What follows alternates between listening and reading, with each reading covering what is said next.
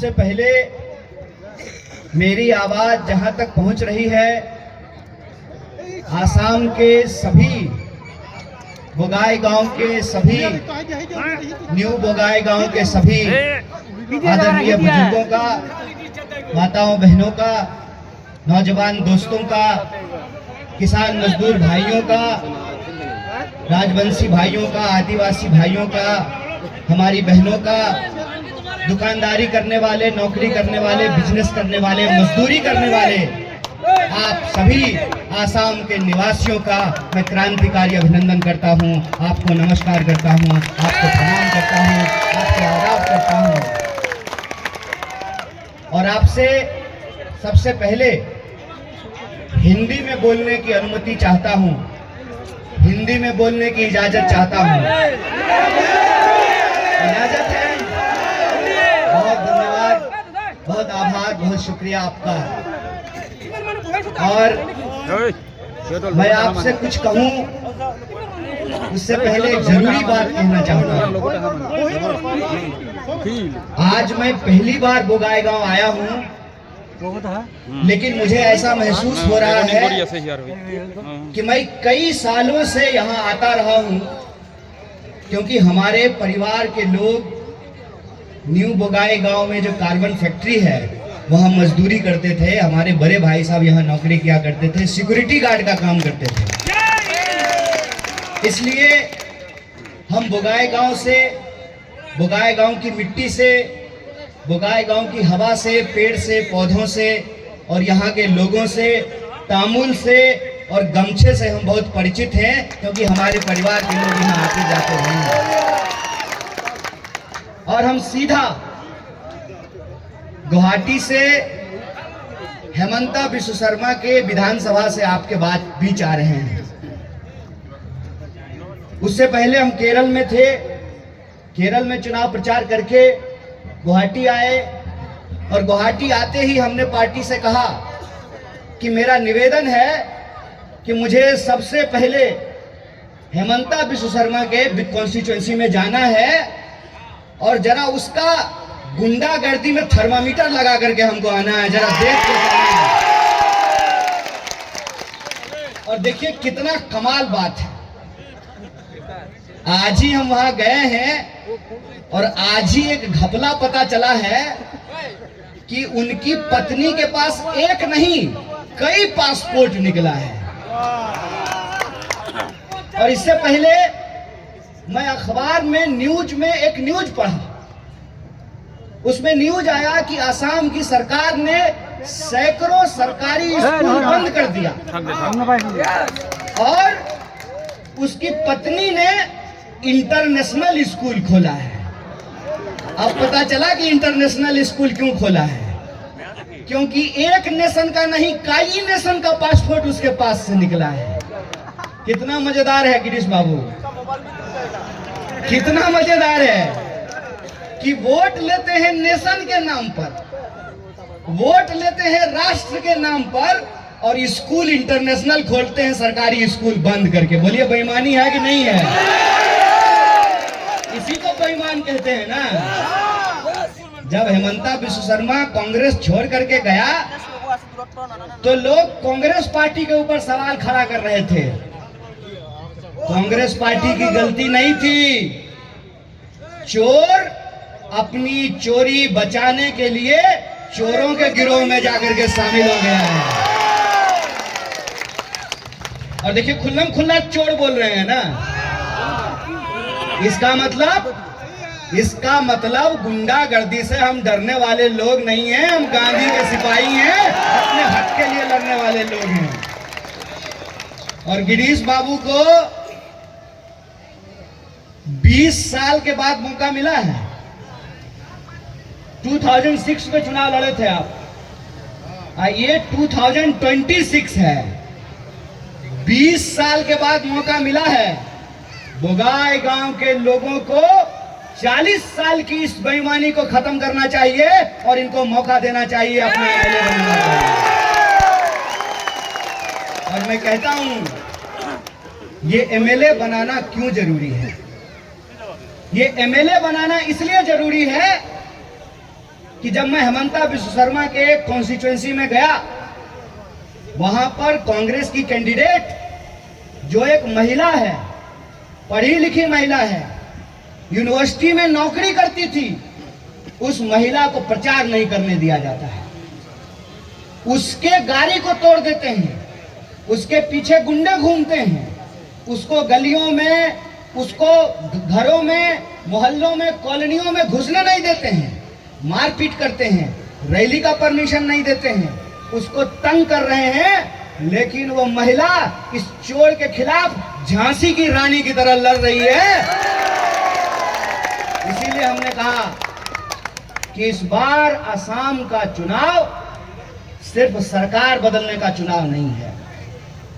अगर सिर्फ सरकार बदलने का चुनाव होता तो हम अपनी इतनी ताकत से, इतनी मेहनत से और इतनी हिम्मत से इस चुनाव को नहीं लड़ रहे होते, क्योंकि ये सरकार बदलने का नहीं, ये अहोम संस्कृति को बचाने का चुनाव है। इस बात को याद रखिएगा। और ये बात हम क्यों कर रहे हैं? ये बात हम इसलिए कह रहे हैं कि पूरा का पूरा जो सिंडिकेट है, पहाड़ काट रहा है, खदान की चोरी कर रहा है, रेत चुरा रहा है, हर जगह पे गुंडागर्दी, कमीशन, भ्रष्टाचार, लूट और सारा का सारा चोर इकट्ठा हो गया है और सारा का सारा चोर जाकर के भाजपा में शामिल हो गया है। और इस चोरों का सरदार जय शाह का पिताजी है, जानते हैं उसका नाम ना? हम आए तो हमको मीडिया के एक पत्रकार ने कहा कि घुसपैठिया का मुद्दा है। हम बोले सबसे बड़ा घुसपैठिया गुजरात से आया है, हेमंता विश्व शर्मा के साथ उसको भी यहां से भगाने का जरूरत है। हमारे गांव के लोग, हमारे जिले के लोग बोगाई गांव में काम करते हैं, लेकिन फिर भी हम आपको कहते हैं कि बोगाई गांव की चीजों पर, आसाम की संपत्ति पर आसाम के लोगों का पहला हक है और उसका हम समर्थन करते हैं, कांग्रेस पार्टी समर्थन करती है। ये जब गमछा हम पहनते हैं ना, तो फोटो शूट कराने के लिए नहीं पहनते हैं, रील बनाने के लिए नहीं पहनते हैं। ये गमछा जब हम अपने कंधे पे डालते हैं तो गांधी की तरह जब प्रतिज्ञा लेते हैं कि जान चली जाए तो चली जाए, जैसे गांधी ने अंग्रेजों से समझौता नहीं किया था, हम इस देश के संविधान को मिटने नहीं देंगे, इन चोरों के साथ कोई समझौता नहीं करेंगे। और राजवंशी लोगों का जो हक है, उनका जो स्टेटस है एसटी का, उसको दिलाने का काम कांग्रेस पार्टी करेगी। हम ये संकल्प लेते हैं। और बात सिर्फ एक जाति का नहीं है, बात सिर्फ एक जनजाति का नहीं है, बात इस देश में रहने वाले 140 करोड़ लोगों का है। बात आसाम में रहने वाली हर वो अहोमी जनता का है जिसकी अपनी पहचान है, जिसकी अपनी संस्कृति है। आज चुनाव में आकर के हेमंता विश्व शर्मा को जय अहोम याद आ रहा है। जब स्कूल खोल रहे थे तब अहोम का नाम क्यों नहीं लिया? उसका नाम तो इंटरनेशनल रखा है। बच्चा इंटरनेशनल पढ़ेगा, चोरी करके माल इंटरनेशनल जमा किया जाएगा विदेशी खाते में। और विदेश में जुबिन दा की मौत हुई तो उनको अभी तक न्याय नहीं दिलाया गया है। इसीलिए हम सिर्फ एक पहचान की बात नहीं कर रहे हैं, हम आसाम में रहने वाले वो सारे लोग जो इस मिट्टी से उगा हुआ खाते हैं, यहाँ की हवा में सांस लेते हैं, यहाँ के पेड़ों की छांव में अपना गुजर बसर करते हैं, जिनकी पहचान अहोमी है, हम सबके हक और अधिकार की बात करते हैं। कांग्रेस पार्टी ने इस देश को आजादी दिला करके, संविधान को लागू करके इस बात को सुनिश्चित किया है कि हमारे माथे पे तिलक हो या टोपी हो, हम पजामा पहने हो कि लुंगी लपेटे हो, हम कुर्ता पहनते हो कि शर्ट पहनते हो, हम जींस पहनते हो कि साड़ी पहनते हो, इस देश में रहने वाले सभी लोगों का हक बराबर है। और ये बराबरी का हक हमको हमारा संविधान देता है। संविधान कहता है कि अगर आपके पास पक्का मकान है आपके पास फॉर्च्यूनर गाड़ी है तब भी आपका वोट एक होगा। आप झोपड़ी में रहते हैं, टूटी साइकिल पे चलते हैं, तब भी आपका वोट एक होगा। ये संविधान की ताकत है। ये डॉक्टर बाबा साहब भीमराव अंबेडकर, गांधी, नेहरू, भगत सिंह और उनके जैसे तमाम क्रांतिकारियों की देन है। बुगाई गांव श्रद्धा की भूमि है, देवी की भूमि है। यहाँ पे तमाम लोग अपनी अपनी श्रद्धा से, अपनी आस्था से मिलजुल कर सालों से, सदियों से रहते आए हैं। आज इनको बांटने की कोशिश क्यों की जा रही है? आज इनको आपस में क्यों लड़ाया जाता है? इनको आपस में इसलिए लड़ाया जाता है कि जब 5 साल में चुनाव हो तो नेता को इस बात का जवाब नहीं देना पड़े कि जब आप चुनाव लड़ने के लिए आए थे तब आपकी संपत्ति थी 200 रुपए और आज आपकी संपत्ति 200 करोड़ रुपए कैसे हो गई है। इस सवाल का जवाब नहीं देना पड़े। इस सवाल का जवाब नहीं देना पड़े कि आपका बच्चा तो विदेश पढ़ने के लिए चला जाता है। आपके पास पहले एक गाड़ी थी, अब आपके पास 50 गाड़ी हो गई है। आपके पास पहले एक मकान था, 50 मकान हो गए। आपकी संपत्ति दिन दुगनी रात चौगुनी बढ़ रही है, लेकिन किसानों को उनके फसल का दाम नहीं मिल रहा है, मजदूरों को मजदूरी नहीं मिल रही है, नौजवानों को शिक्षा नहीं मिल रही है और पढ़े लिखे नौजवानों को रोजगार नहीं मिल रहा है। मुझे बताइए, जब असम के लोगों को पढ़ने के लिए बाहर जाना पड़ता है और अपने ही देश में, अपने ही देश के लोग जब पूछते हैं कि चाइना से आए हो तो मन में कितना अपमानित महसूस होना पड़ता है, कितना बुरा लगता है। इस बात को सोच करके बताइए। इलाज करने के लिए बाहर जाना है, पढ़ाई लिखाई के लिए बाहर जाना है, नौकरी करने के लिए बाहर जाना है और आसाम की संपत्ति को लूट लूट करके ये लुटेरे दिन दुगनी रात चौगुनी अपनी संपत्ति बढ़ा रहे हैं। इस सवाल का जवाब जनता नहीं पूछे, इसीलिए जनता को आपस में लड़ाने का काम करते हैं।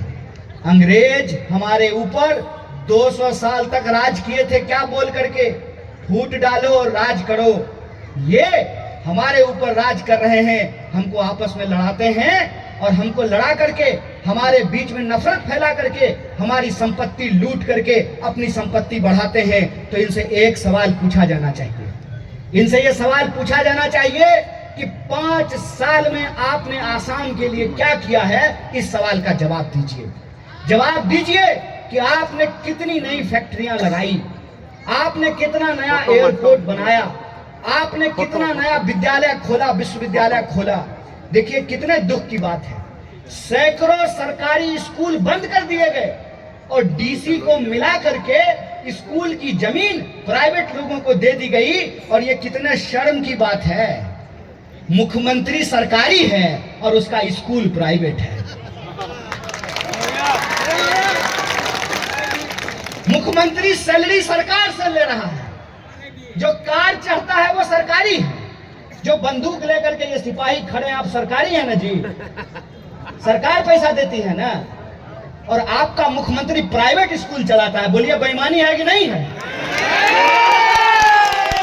जब राज्य का मुखिया प्राइवेट स्कूल चलाएगा तो सरकारी स्कूल का क्या होगा? जब राज्य के मंत्री सरकारी कॉलेज छोड़ करके प्राइवेट स्कूल खोलेंगे तो फिर राज्य का शिक्षा का क्या होगा? जब नेता सरकारी अस्पताल लूट करके अपना प्राइवेट अस्पताल खोलेंगे तब बताइए राज्य के स्वास्थ्य का क्या होगा? तब बताइए राज्य की शिक्षा का क्या होगा और राज्य के रोजगार का क्या होगा? इसीलिए 5 साल में आपको एक बार मौका मिलता है, 5 साल में, और 5 साल में आपको एक बार यह मौका मिलता है कि आप चोर से पूछें, उसके चोरी का हिसाब मांगें और उसको कहें कि जो वादा आपने किया था उनमें से कितने वादों को आपने पूरा किया है। कितनी नई ट्रेन चली गुवाहाटी से दिल्ली के लिए, बंबई के लिए, बेंगलोर के लिए, हैदराबाद के लिए, यह सवाल उनसे पूछा जाए। यह सवाल उनसे पूछा जाए कितना एम्स बना, कितना अस्पताल बना। यह सवाल उनसे पूछा जाए कितनी IIT खुली, कितना IIM खुला, कितनी यूनिवर्सिटी खुली, कितना नौजवानों को रोजगार मिला, कितनी महिलाओं को सुरक्षा मिली, कितने बूढ़ों को पेंशन मिला, कितने किसानों को उनके फसल का दाम दिया गया। यह सवाल उनसे पूछा जाना चाहिए। हम कहते हैं जिस दिन चोर से कॉलर पकड़ करके उससे सवाल पूछने लगेंगे ना, उस दिन चोर की गुंडागर्दी धरी की धरी रह जाएगी। और यहां से ललकार करके हेमंता विश्व शर्मा को हम कहते हैं कि जिस दिन आसाम की जनता आपकी गुंडागर्दी का हिसाब मांगने लगेगी, याद रखिएगा जय शाह का पिताजी आपको बचा नहीं पाएगा और आसाम की जनता आपसे सवाल पूछेगी।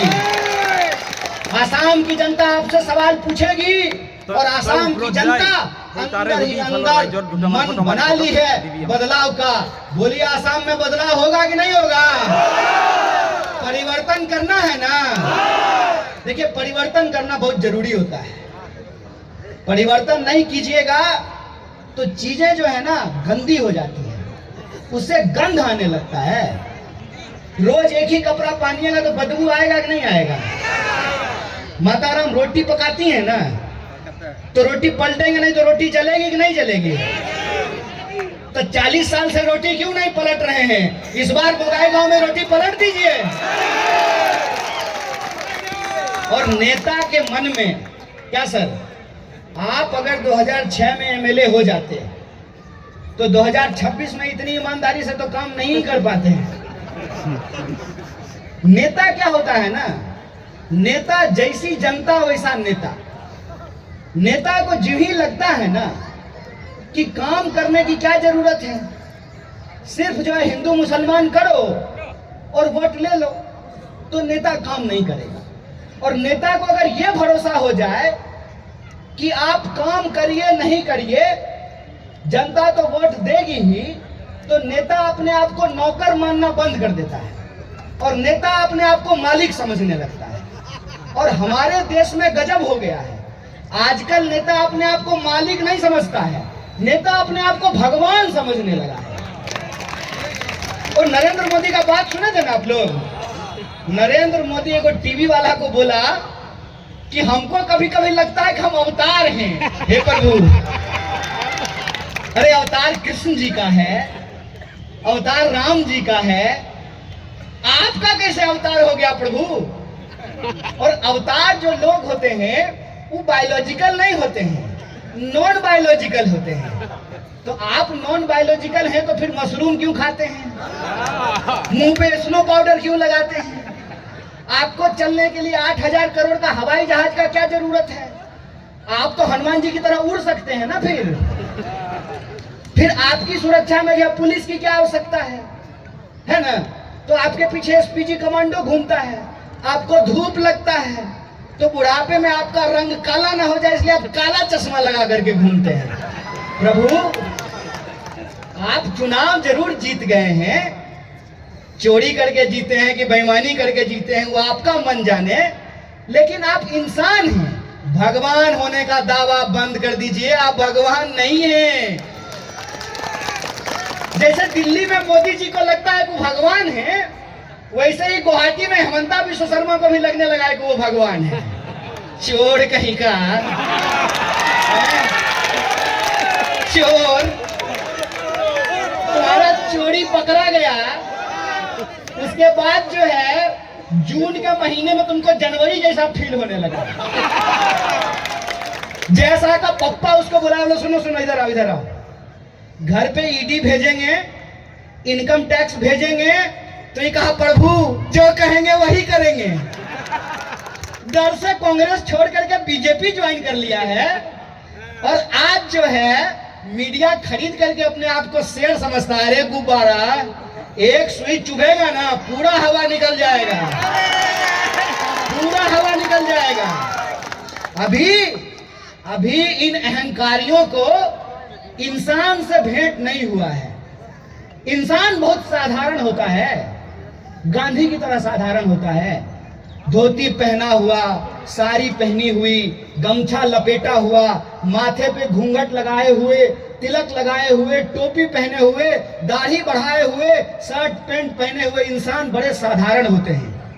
लेकिन इंसान जिस दिन अपनी शक्ति पहचान जाता है ना, जिस दिन इंसान को इस बात का एहसास हो जाता है कि भक्त के बिना तो भगवान की भी कोई पूछ नहीं होती है, जिस दिन लोकतंत्र में नागरिक यह बात समझ जाते हैं कि यह सत्ता अहंकारी हो गई है, इस अहंकार को जवाब देने का वक्त आया है।